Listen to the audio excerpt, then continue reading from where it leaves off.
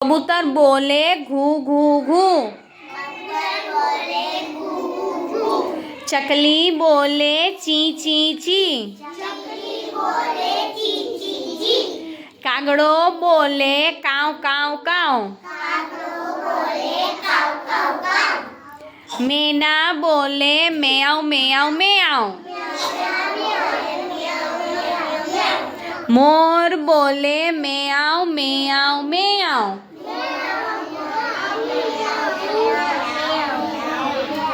बिलाड़ी बोले म्याऊ म्याऊ म्याऊ। कबूतर बोले घू घू घू। कबूतर बोले घू घू घू।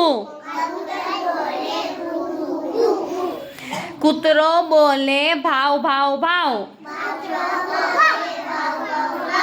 कुतरो बोले भाव भाव भाव। बिलाड़ी बोले म्याऊ म्याऊ म्याऊ।